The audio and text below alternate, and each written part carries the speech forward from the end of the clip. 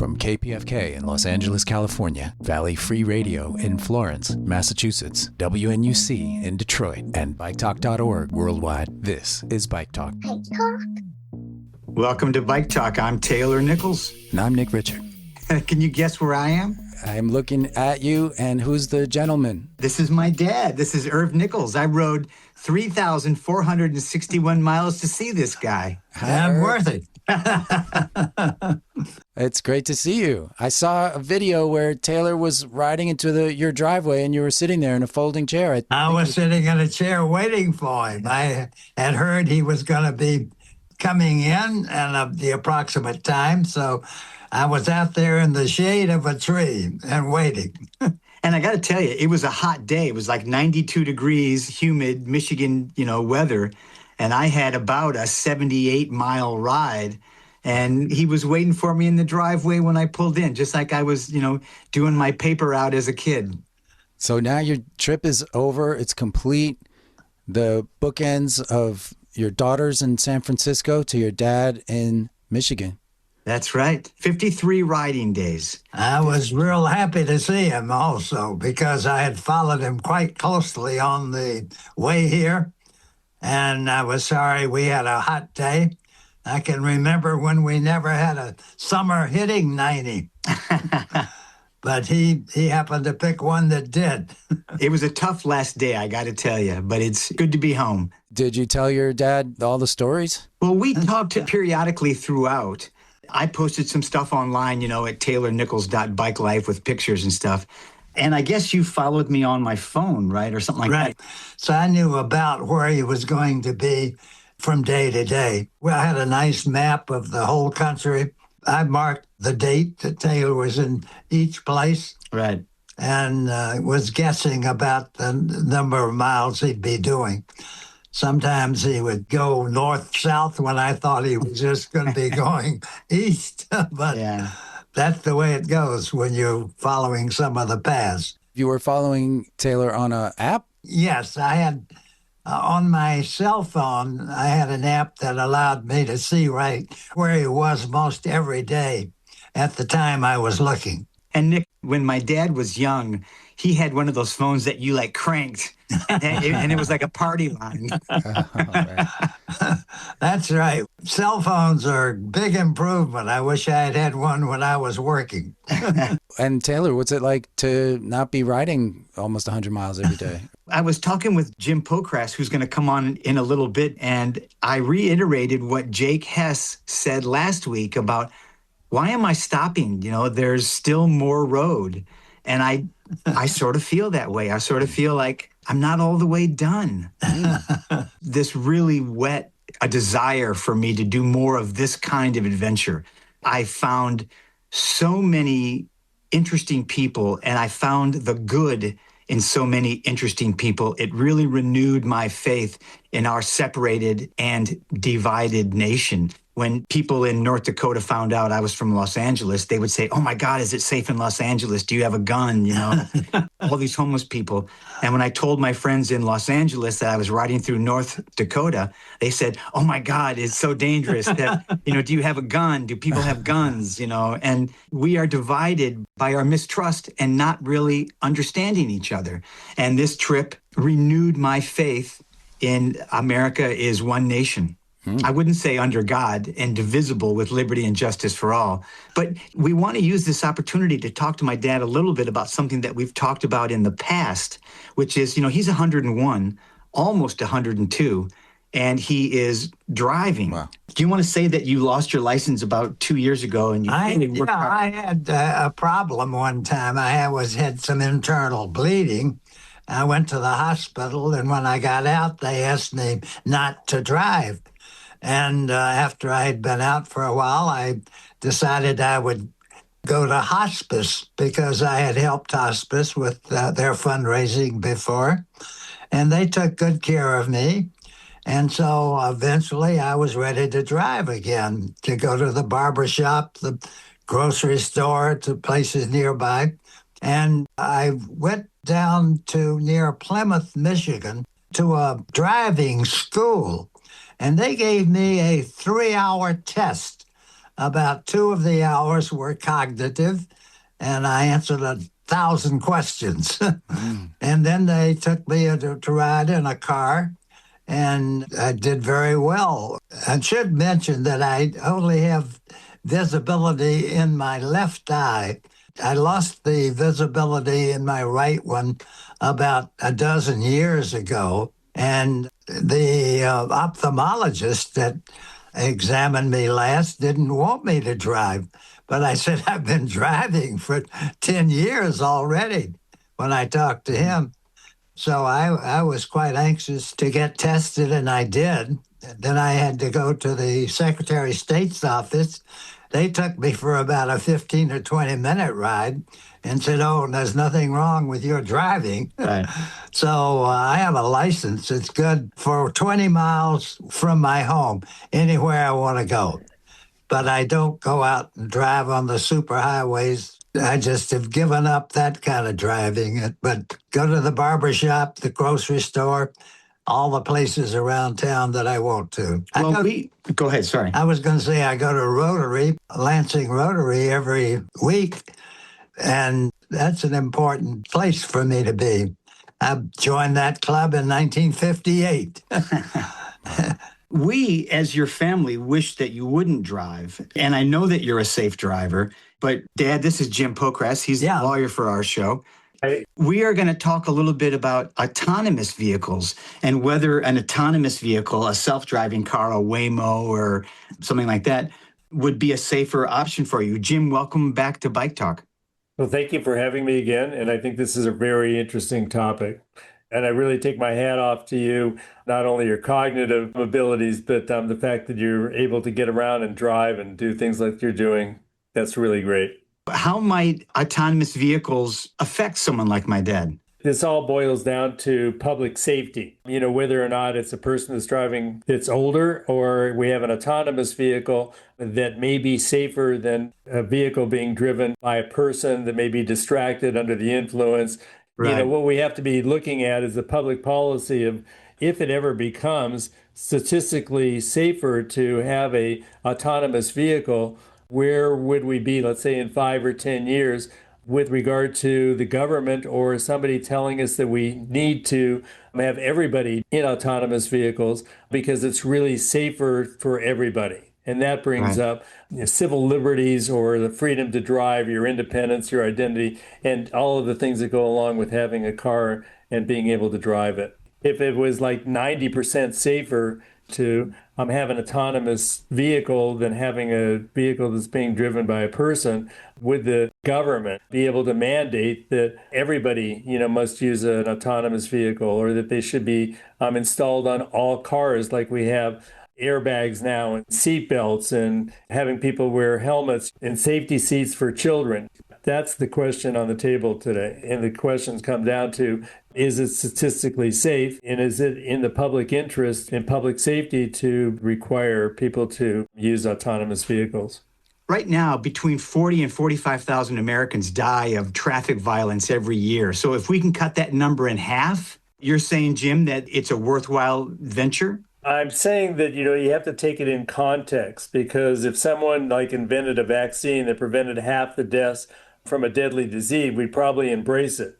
Or if an airplane became 50% safer because computers were helping fly them. Should transportation change because of the fact that it's safer versus the fact that you're taking away, a person's independence and how they visualize cars versus safety? Dad, you were also a pilot. You gave up flying, but you don't give up driving. You want to explain that? Right. I decided when I was 70, I probably shouldn't fly anymore. I didn't realize I was going to live to be 102. But I did decide not to fly anymore. It was not unreasonable to give it up at that age, I thought. But I don't think you had to stop flying at 70. I didn't have to, no. I could have been flying probably. My certificate would have been extended for another few years. but I had decided that was a reasonable time for me to stop. Right. Jim, do you still Yeah. fly? You're a pilot. Yeah, I still fly, but you have to pass a physical examination in order to fly. And if you have high blood pressure or any kind of diabetes, they won't, give you that. For my license, even though I'm still flying, I can't fly as pilot in command. But I think that your dad was right. Over 70, and I'm 77. I'm not flying as pilot in command. I don't think it would be safe to do that. Well, that's interesting because Families for Safe Streets is trying to regulate robotaxis and autonomous vehicles like the aviation industry. And people really invest a lot in their ability to drive. It's more than transportation. But Right. much more than it's their independence, it's their freedom, It's their identity of, what kind of a car they're driving, sports car versus classic cars, motorcycles, and things like that. You're weighing safety, versus independent rights. There's another argument about states' rights because in California, motorcycle riders have to wear a helmet, but in Michigan, motorcycle riders do not have to wear a helmet. Then we get into a whole nother level of how we deal with this. Exactly right. It's a political type of a question, but it's also a liberty type of a question and a public policy type of a question. One of the things that we have to take a look at is who's going to be making the decisions as to whether or not the autonomous vehicles are safer or not. Whether it's going to be corporations or the government or some outside independent agency, we don't know exactly, what form that's going to take as far as the restrictions go on people, using autonomous vehicles or not. That brings up the case of my dad again, Jim. The state of Michigan tested him multiple times and decided that within certain restrictions, he is allowed to drive for another year or so. Dad, you were saying about the safety issues that have come into effect while you've been driving. I was putting seat belts in my car long before anybody required you to put seat belts in. But we did that back when I was living in Louisville, Kentucky, and just had gotten married in 1952. And you had to pay extra for the seat belts? We paid, you would construct them. You'd have to drill a hole in the bottom of your car, and you would add the seat belt to the car. And we did that for quite a few years, long before the auto companies were putting the seat belts in. It's been a really interesting conversation, and I don't know that we can solve it on Bike Talk. Jim, Nick has an interview with Peter Norton later in the show that comes up with a whole other issue about AVs. But this is the future, and we're trying to figure out where bikes fit into that future and where driving fits into that future. And I'll end by saying, if I can ride my bike from San Francisco to East Lansing, Michigan, then maybe driving is not as imperative as everyone thinks it is. No, but it would be really nice to make sure that those trucks don't come within 3 feet of you when they go by on the road. And if they can do that with autonomous vehicles or some kind of assistance, that would be really great. It would be a lot safer. Yeah. Well, Jim Pocrass of Pocrass and De Los Reyes, once again, thank you very much. And Irv Nichols of Irv Nichols, thank you very much. I enjoyed it. Thank you, Irv. It was a pleasure. We got listener email. We had somebody offer you a place to stay, Taylor. Yeah, this was from Mitchell Hall, who lives in Battle Creek, Michigan, which is a little bit south of where I am now. And he says, I would love to host Taylor for a night on his way to Lansing. He can sleep in a bed, get a shower, get a meal. He even says that he would work on my bike if needed, that he's a good mechanic. And I did need that a little bit. Mitchell, thank you so much. I came into Lansing from the north, from Ludington. And so I'm not going to be in Battle Creek. But again, Nick, that's the kind of people that you meet on a trip like this and the kind of people that listen to Bike Talk. This ride I went on this weekend on the Western New England Greenway, I was invited by a listener, Tom O'Brien, and it opens a whole world up of the greenways. Which brings us back to that idea that if you like our show, tell your like-minded friends, because that's really how people learn about other podcasts, and they learn about all the stuff that we're talking about through people who already listen to Bike Talk. I met Rick on my way into Lansing when I was kind of struggling, and Rick didn't know about Bike Talk, but he's a friend of Tim Potter's, who has been on the show, the guy that ran the MSU bike program. So we have to let other people know in our circle about Bike Talk and all the issues that we're talking about. Do you want to play your interview with Rick? Yeah, so here's Rick. The story of my trip has been every time I'm flagging a little bit, somebody comes along and lifts my spirits and maybe my speed. I'm about 25 miles from home, from my dad's house, and I'm in mid-Michigan, and it's 92 degrees and it's humid, and I'm starting to suffer.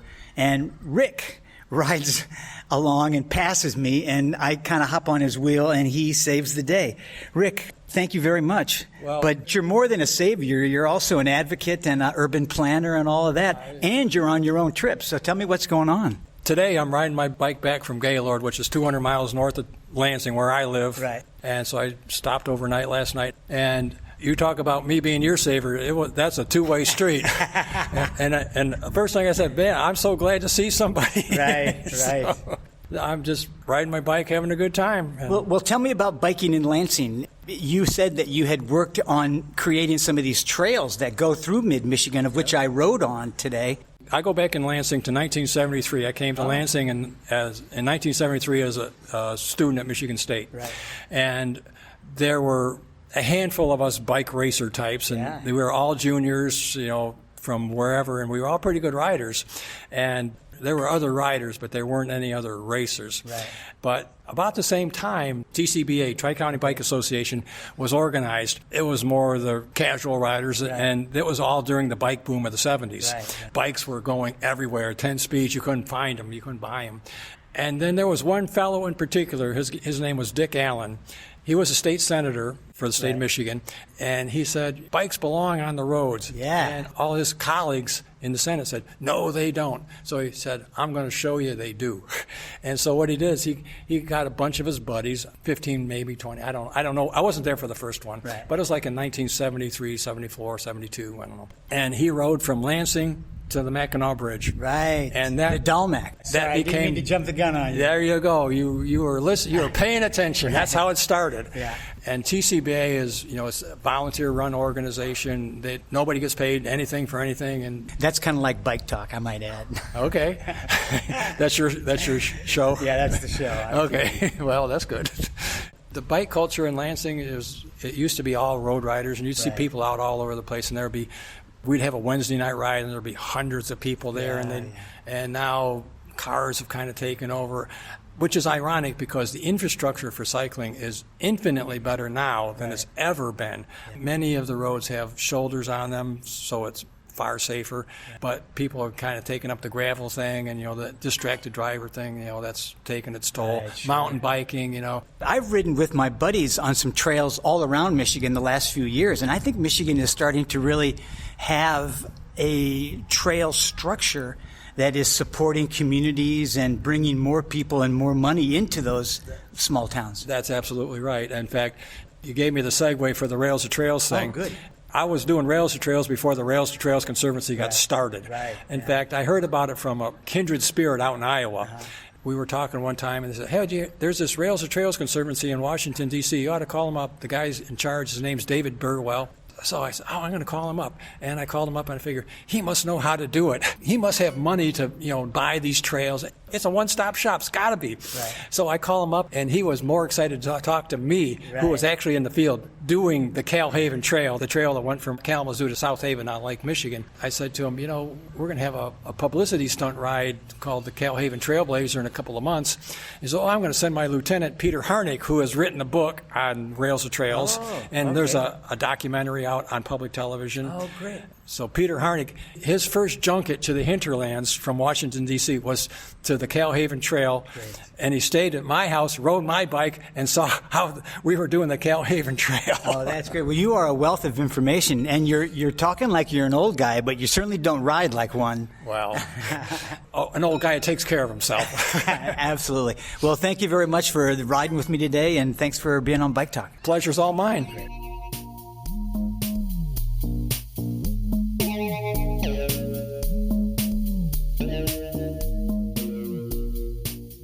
So now we have another voice on AVs. It's not just a voice, it's a leading voice. Peter Norton is a real leader in this conversation. He's a professor of history in the Department of Engineering and Society at the University of Virginia. And he's the author of Fighting Traffic, The Dawn of the Motor Age in the American City, and Autonorama, The Illusory Promise of High-Tech Driving, which is what we'll be talking about. This is part one, so the second part will go next week. Great.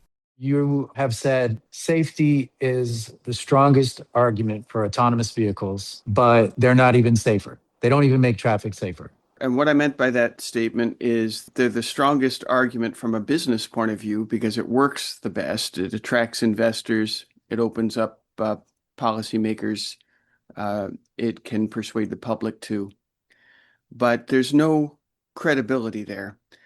And that I realize can sound implausible because of the fact that Waymos are performing quite well, and under most everyday conditions where Waymos operate, they do appear to behave safer than a human-driven car. The difficulty is that if you look at what Waymo says they're going to do, you can go to their homepage, it'll be the first thing you see. They say they're about solving the problem of 1.2 million people being killed each year worldwide, about 38,000 people being killed in the US each year. And those are problems that they can do nothing about. You or I or another individual might actually be safer next to a Waymo in LA than next to a human driver in LA. But to make a dent, so much as one life or even one serious injury, to prevent that, you're going to have Waymos or Waymo-like robo-taxis account for a significant fraction of human driving. And the reason why it has to be a significant fraction, I mean like more than 1%, is that as long as Waymos are interacting with human-driven cars, the safety gain isn't really there. The safety gain materializes when you have a significant fraction of the vehicles on the road be Waymos or robo-taxis. Our worst safety problems in this country are on exactly the kinds of roads that Waymo doesn't generally serve because they aren't that profitable. You go to the outer suburbs of Chicago or Washington or Austin, Texas, where they don't operate, and that's where you got people trying to cross 6-lane highways. That's where you have long distances between destinations, and that's where you have populations that can't afford a Lyft, an Uber, a taxi, or a Waymo for, so much as a couple of times a year. So it's not that they're wrong about Waymos being safer on a per mile basis in those markets where they're lucrative. But the markets where they're lucrative are relatively safe markets already. San Francisco's, relatively safe city to be in because the speeds are typically low. The crashes generally don't cause death or serious injury. But you don't get significant safety gains until, say, more than 0.1% or 1% of the miles of travel per vehicle occupant are in a robotic car. And here's where it could actually be a negative. As long as policymakers are falling for the fiction, falling for this claim, they are absolving themselves of the responsibility to do the things that we know actually work. We need to slow human drivers down. And one of the better parts of Waymo is they actually do that sometimes because a human driver stuck behind a Waymo generally has to go slower. But that situation is not a situation that's going to become common. The fundamental underlying barrier is the unbelievably high costs of doing this. And we are living with an illusion. And here's where the confusion comes in. If somebody said to me, setting aside costs, is it safer to be around Waymos or around human drivers? I would say it's safer to be around Waymos. But we can't look at Waymos apart from the cost because cost is inherently part of the equation. Right now, that part of the equation is being concealed. It's hidden from us. By that, I mean we don't know what it actually costs to supply that car.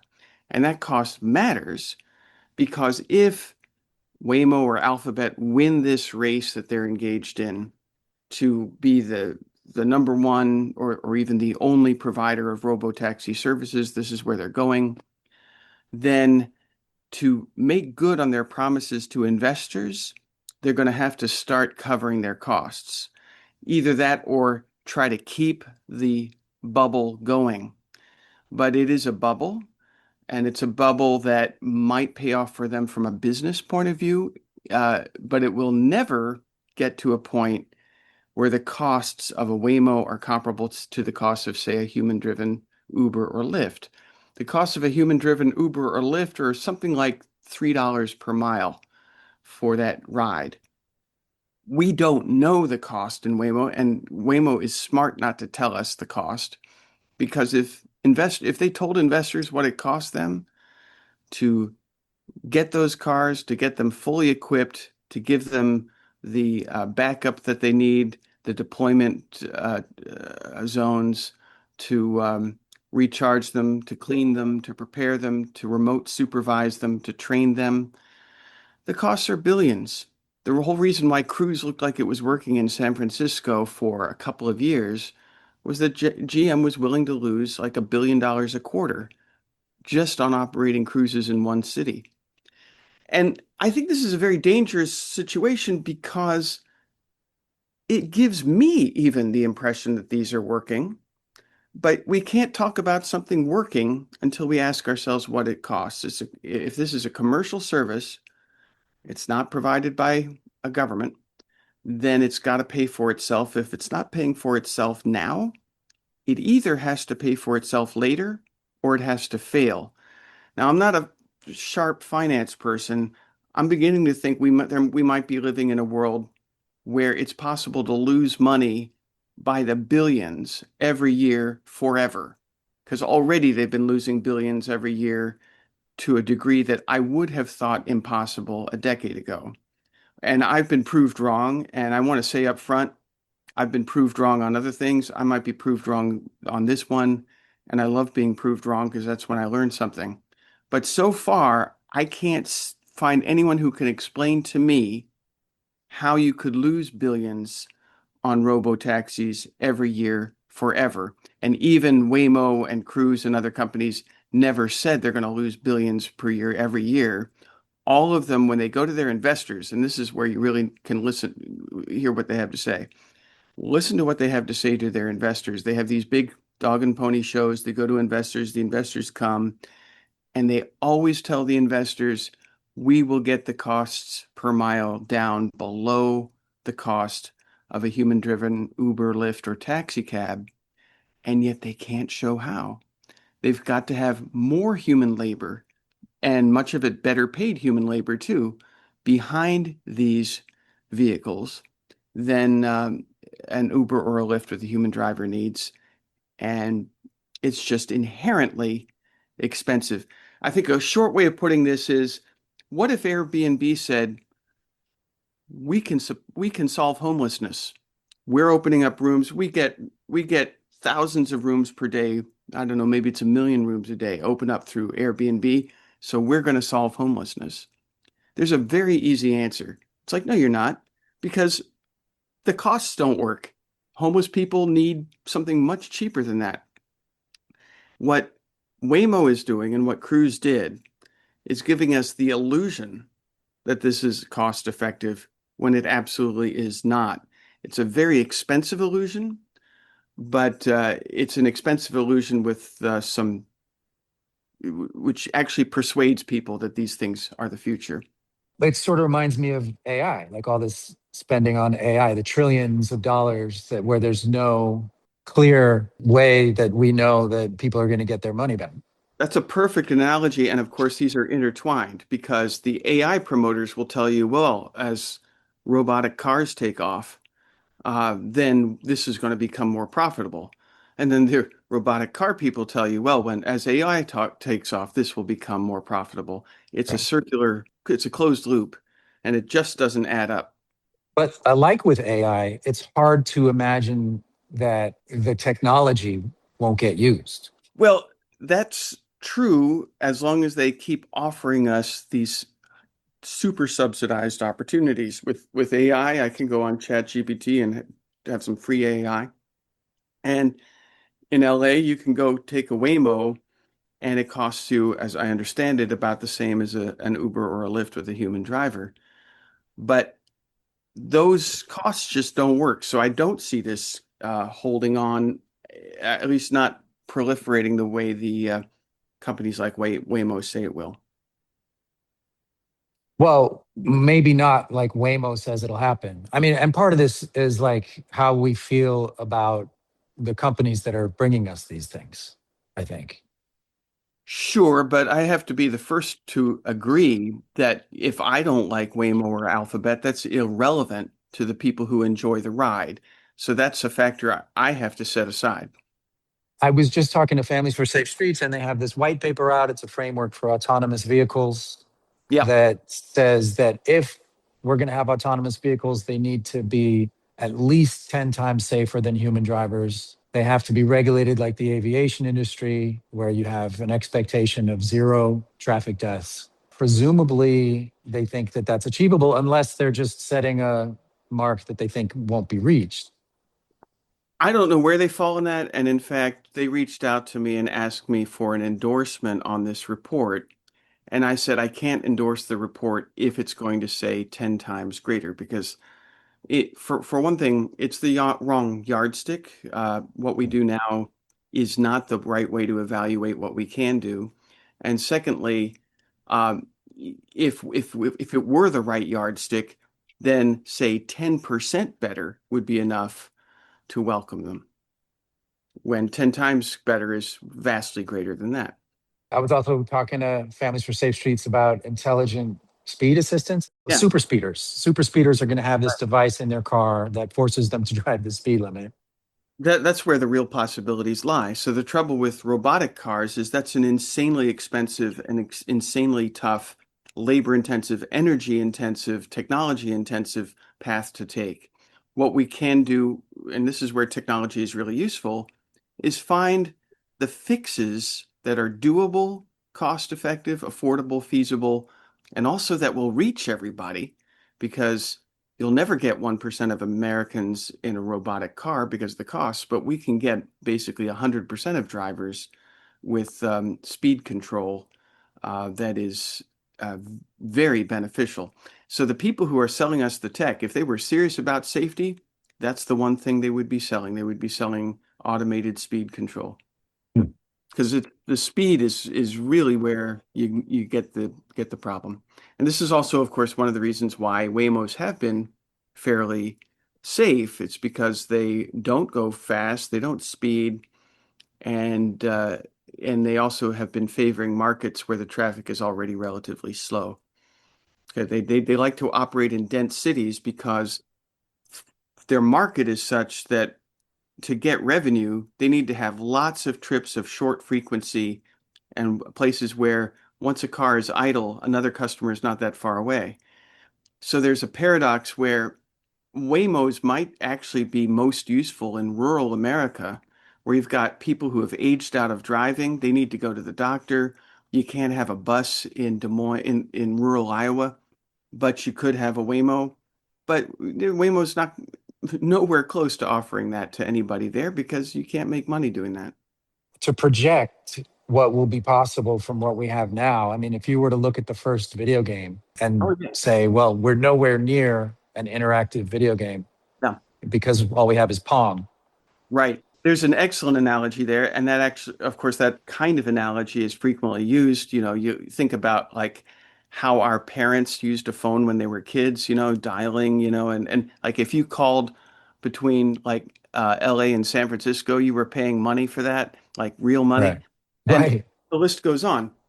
But whether you're talking about video games or phones, you're talking about technology where you are freed of the constraints we're dealing with when we've got cars. Because when you got cars, you got a huge mass, you got a huge capacity for speed, and you have complex geometries plus the large geometry of the car itself. And this is why, I mean, compare aviation progress, the 747, the Boeing 747 was introduced in 1969. It retired last year. They made the last ones, and they are still flying today. And yeah, you got all kinds of little details that are better. It's a very long list, of course.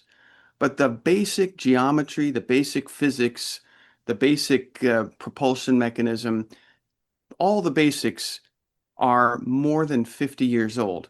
And the reason why you don't see a transformation in aviation, the way we saw a transformation in video games or phone telecommunications, is because of the masses, the physics. These things mean you can't have permanently exponential improvements because geometry and physics won't permit it. The geometry and the physics of telecom is much more liberating.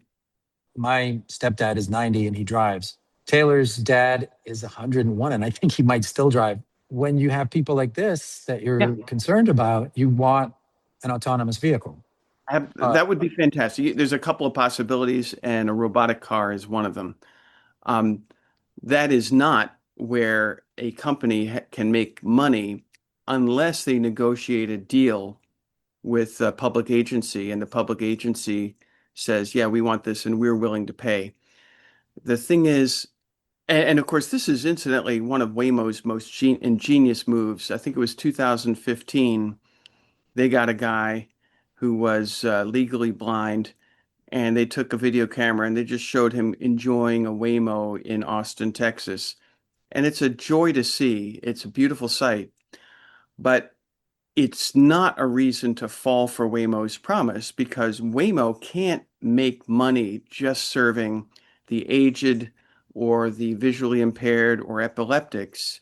That's great marketing, but they can't make money unless they are the vehicle that most people are ready to use whenever they need it. And the only way they can make that appear possible is by losing gargantuan amounts of money on every ride. But I want to be clear. I do agree with you. If you could have robotic cars that are cost effective, even if that cost efficacy requires a public subsidy, that might be worth doing, such that visually impaired people and aged out people could get around. But that's not the future we're being sold.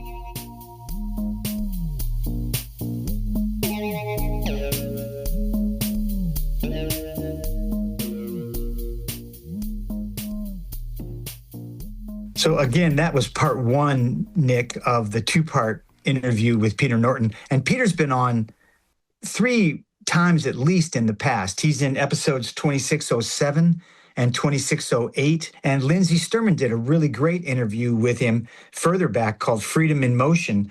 If you go to biketalk.org and just type in Peter Norton, you'll get a chance to hear those interviews.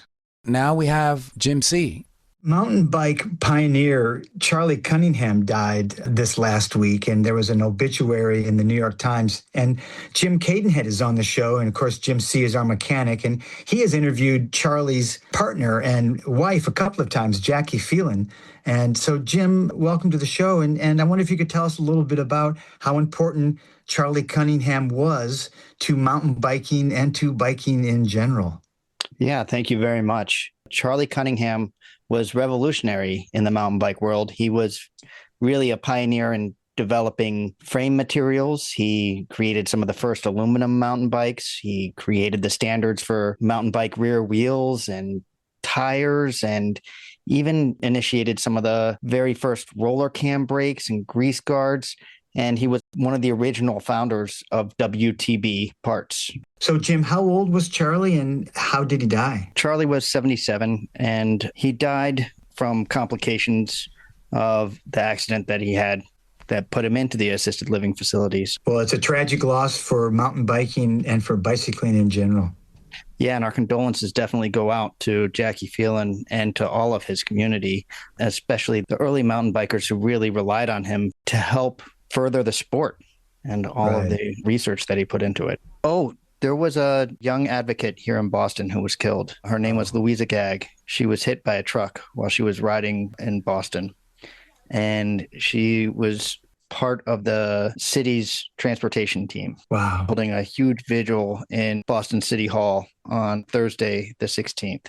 So I just wanted to put it out there. She's 36 years old and was really loved in the community.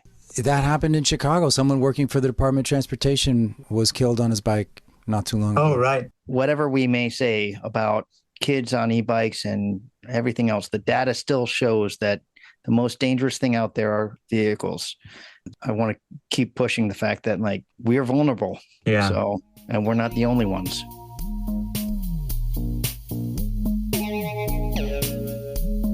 So, Jim, I just finished my bike trip, and I started my bike trip by going to the Marin County Bicycle Museum in California, and they have a whole exhibit on mountain biking. Actually, Jacquie Phelan's famous mountain bike, built by Charlie Cunningham, is in there. Its name is Otto, and she won a tremendous number of races on it.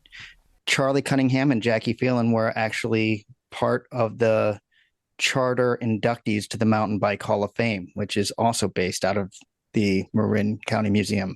They actually live maybe 2 miles away there in Fairfax. Well, really interesting. I'm so glad I went there, and I highly recommend people who are in that area just north of San Francisco to check it out. It's really wonderful. And I sort of bookended my trip with visits to bicycle museums, not only the Marin Bicycle Museum, but I ended by going to the Sparta Bicycle Museum. And if you recall from last week, Sparta is the self-proclaimed bicycling capital of America. It's a beautiful museum. They have some really great things there. And I spoke with the docent. So this is the Sparta Bicycle Museum.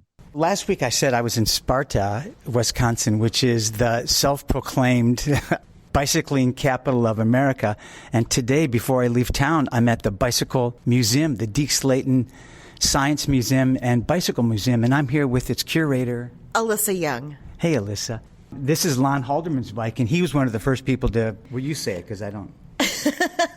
Lon Haldeman currently lives in Wisconsin. He's one of the record holders for both men and women's cross-country. Yeah, Race Across America. Yeah, Race Across America. And he and Pete Pensiers, who have that record, it still stands. Wow. 7 days, 14 hours, and 55 minutes in 1987. So we have one of the two bicycles that they rode. Lon donated it to the museum. And you compare this bike from 1987 to the bikes that we're riding now. Yeah, I'm riding now. I can't imagine spending 20 hours on that bicycle. I mean, those look like sew-ups. Yeah, it doesn't Well, look what else like do you have here that I need to see? Since we're doing bicycles, That's what they we're go doing. around the outside chronologically. Oh, yeah. So- I love these penny farthings. Those are hard to ride. Yes, and quite dangerous, which is why when they went to bicycles with two of the same size tires, they were called safety bikes. Right. But we have a replica of the Draisine, which was the first bicycle ever made. Yeah, the running machine. I love the seat. You also have some clothing here that women had to wear when they rode bikes. I don't know how they did it. That is one of the reasons why, originally the bicycle had the high bar, which we consider the boys' bike. Right.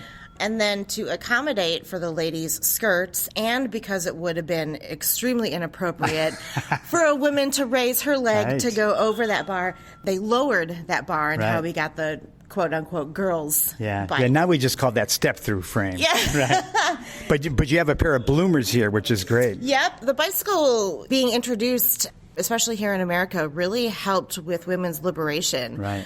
They were able to now go out on their own, travel farther on their own, gather in groups. It affected fashion. Susan B. Anthony is one who really attributes a lot to the bicycle also, and for women's freedom, women's emancipation, I guess is a better word. Yeah, right. And we also have an example of the lacing on the back tire. Oh, yeah. For your skirt, so it didn't get caught. Oh, I've never seen that before. Mm-hmm. One more way. Wow, these are all really beautiful bikes. Now we're getting into sort of like the 50s and 60s, maybe? Yep, definitely the 40s and the 50s. Right. We have several that have the button for the built-in horn. Right. And we have one that actually works because I have the batteries in it. That's a Schwinn from Chicago, which is close to us, really. It's only 4 hours from here. Lon Haldeman could do it in an afternoon. Oh, gosh, yeah. That'd be like a short ride for him. Right. One of my favorite novelty bikes that we have is someone put a lawnmower Oh, my on goodness. a bike instead of Yeah. a front tire. So you have a lawnmower bike. In L.A., we have street sweepers on bikes. Really? Yeah, it's an e-bike, and it has a sweeper behind it. It's called Sweeping Beauty. Oh, that's awesome. And it sweeps the bike lanes, yeah. And we have a couple of recumbents. We have an example of an ice bicycle. Oh, wow. That yeah. has a blade. A blade on the front, right. Yep. And then it also has your like little pokey sticker things on the back. Yeah, studded tires. Yeah. Studs. I need to remember that for when I'm doing school groups. Right. An example of a bicycle with appendages added so you can ride on railroad tracks. Oh, that's what that is. Yep. Wow. You know, I actually saw a truck on a railroad track yesterday on these trails. You were saying earlier that one of the reasons Sparta is the capital of biking in America is because it was the first rail trails. It was. Right. Yep. And I've been riding on those for about a day and a half now. Yep. 1965, the first rails to trails is the Elroy Sparta bike trail. Well, it's really fabulous. You also have science stuff. We won't get into that, but Please. It's very cool. This up here is a folding World War II paratrooper bicycle. So they would jump out of the plane with that? Yep, you would have your parachute on your back, your folded up bicycle on the front, you jump out of the plane. Bicycles were used a lot in World War II on both sides. Right. So we were very lucky to have one of those. To get that. Yeah. It's a full-size frame. It's got beautiful curved top tubes and the bottom tube. I don't know if the seat stay or what you'd call that down tube, but it's beautifully curved. You can see the wing nuts where they would fold it, and we have some pictures of the guy. Wow. There's also great pictures of troops coming off of boats and going onto shore with bicycles also. Really fascinating. Well, now we're kind of in the 50s. Getting a little more modern. But this here... Wow, what is that? This is like a motorcycle. Well, probably the only thing it doesn't have on it is a motor. Right. That's the human. Yes. Yeah. Underneath all of this is just a plain old 10-speed bicycle. And this gentleman became very interested in NASA and exploration, and he just kept adding everything to the bicycle. He never took anything off. And it turned out to this. It shoots off fireworks. Wow. So it has a fire extinguisher just in case. Just in case. But yeah, there is not a motor. It is still a pedal bicycle. The reason it's here is because his knees got bad. Whether that's from riding this, I don't know. But he could no longer ride it. Well, it's beautiful. And the whole museum is beautiful. I have some of these Schwinn's up here. I remember this one here with the stick shift. Yeah. I wish I would have had one of those with the stick shift because that looks like fun. Yeah. Schwinn Stingray Fastback with a hand shifter on the top tube. Yep. Really beautiful. And that lime green is so classic. My neighbor across the street, he donated his skid lid. And so this is his helmet. Oh, and so, yeah. You know, everyone wears helmets now. Yeah. And so when I show kids what helmets used to look like, they think, well, that doesn't really do much good. That doesn't do much good, right. No, it really didn't. Right. But a John Deere bicycle? Wow. Mm-hmm. Well, thank you so much for preserving all this, and thank you for showing me around. Well, thanks for stopping in today.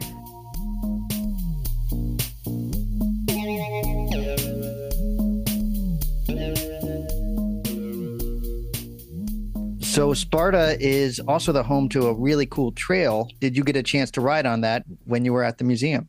I totally did, Jim. And it is a wild trail. It's called the Elroy Sparta Trail, and it goes from the town of Elroy to the town of Sparta. And that's probably about 40 miles. And it's an old railed trail, and it goes through all these tunnels. And riding your bike through these tunnels where sometimes you can't see the light at the end of the tunnel is really a trip. And I highly recommend people, if they're in that area of the country, to ride that trail. Were you using headlights with this, or did you just kind of let your eyes adjust? You have to use headlights. It's impossible without it. It's completely black. I ran into a group of older folks. They were probably mid-70s, a little bit older than me, and they were all on e-bikes. They came and were doing that trail as like a weekend getaway, and it was really fun, and they were having a blast. And had they not been on e-bikes, I don't think they would have done the Elroy Sparta Trail. And I got some sound from those 4 of them. Well, I just went through the most amazing set of 3 tunnels, and I ran into a group of people that were doing the tunnels also, and we kind of leapfrogged. I met them, and then they passed me, and then I passed them, and all that. And you guys are all on e-bikes. And tell me what you guys are doing. I'm Dave. We're from Milwaukee, and we came up here with our friends to do this bike specifically and go through the tunnels. That was the big attraction. It was kind of freaky, no? It was freaky. so freaky, I decided to walk my bike through. Yeah, good. Well, you guys were together. I went through it by myself. Yeah. And I was a little bit, God, is anybody else in here? Yeah. You know? Yeah. And what's your name and how long you been riding an e-bike? I'm Donna. Oh, this is my first season. Oh, really? Yeah. Oh, so this is kind of new. I was a flower lady at a golf course, so I saved my money up last year so I could buy an e-bike for myself and my husband and the rack. So now this year we're riding. Well, I think it's great. Yeah. And you? I'm Pam, and we've been riding for 6 years on e-bikes. And before that, we hadn't ridden for a long time before that. So anyway, we've enjoyed it. We've been on many trails. So you got them kind of into it then? Yeah. I don't know if we did or not, but it's fun to bike together. Yeah. So, and you guys are all retired, is that it or what? Oh, yeah. And tell me about you. I love your shirt. Oh, yeah. It's got Copenhagen on his shirt, so he drank the Kool-Aid. Yeah. Didn't get to bike in Copenhagen, but it was still a great town. Yeah.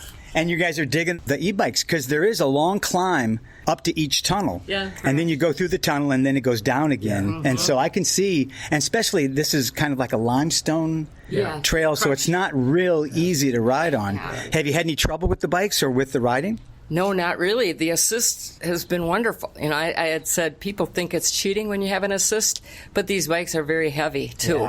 And just having that little bit of assist helps you keep going. You still have to pedal. Yeah. You know. Well, one of the things I've learned on my trip is there is no cheating. Yeah. You know, if you're out here doing it, you're out here doing it. One of the people who's been on the show a couple of times recently, her name is Kay, and she's 71, and she's riding from the West Coast to the East Coast after having done it 50 years ago when she was 21 in 1976. Gosh. And she was worried about cheating because she got a ride a couple of times over some passes. Yeah. And we all agree there is no cheating. You know, if you're on a bike is cheating because a bike is a great form of transportation. well, we've enjoyed it. We're 75 and we've just started, so you're never too old to start biking, you know. I'm so glad you said that. Yeah. It's wonderful. Well, I think more people are going to bike on e-bikes and more people are going to bike further on e-bikes. Yes. So Yeah, the range is getting so much better on them now, too. I just got this one this year, and the one I had before that, I think I had over 3,000 miles on it. And it was getting kind of tired, you know, but the range was just dropping. On it, So you're on your second e-bike. Yeah. Oh, that's great. Well, thank you so much for talking with me. And it was so great to see you all. Happy trails to you. Safe travels.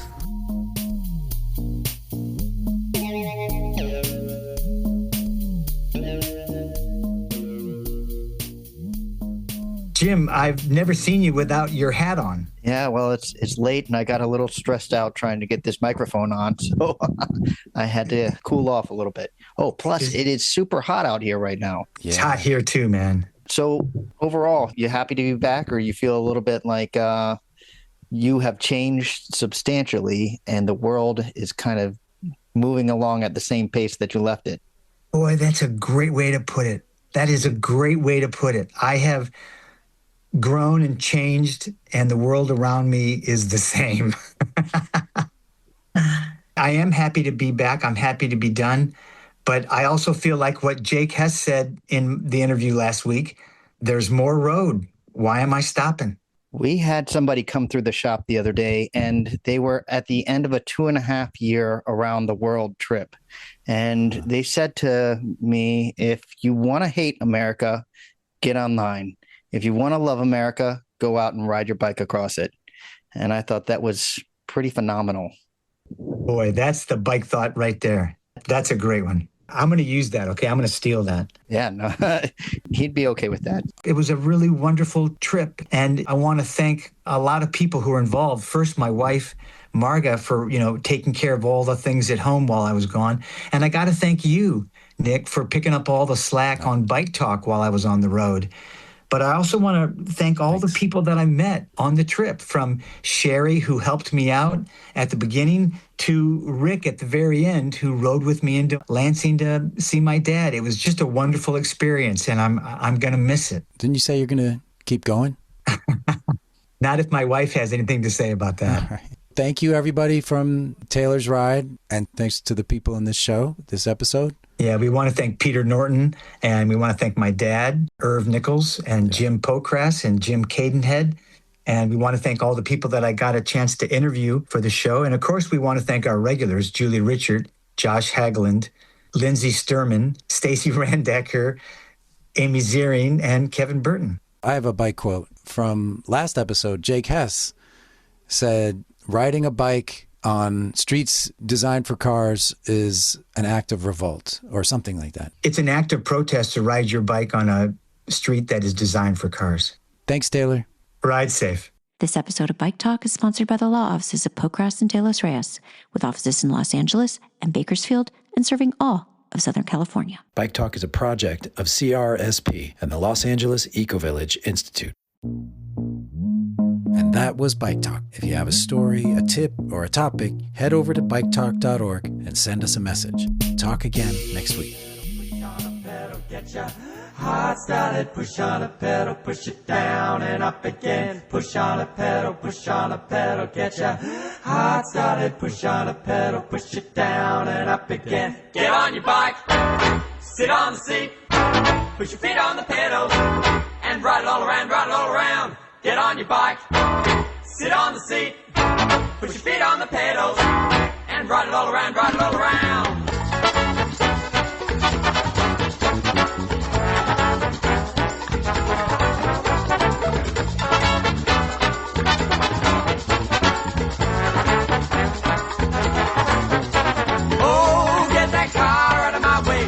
Ride my bike today, it keeps me fit, gets me there. I won't go stinking up the air, leave behind the daily grind. Let your mind unwind, live its life, pretend to life. Better get yourself a bike.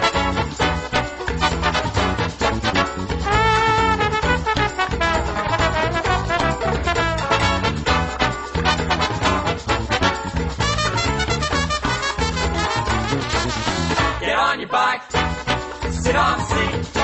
Put your feet on the pedal and ride it all around, ride it all around. Get on your bike, sit on the seat. Put your feet on the pedal and ride it all around, ride it all around. Get that car out of my way. I wanna ride my bike today. It keeps me fit, gets me there. I won't go stinking up the air, leave behind the daily grind. Let your mind unwind, live its life, pretend to life. Better get yourself a bike.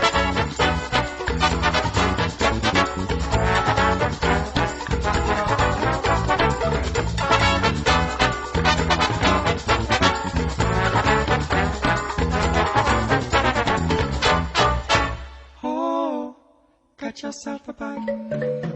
Oh, got yourself a bike.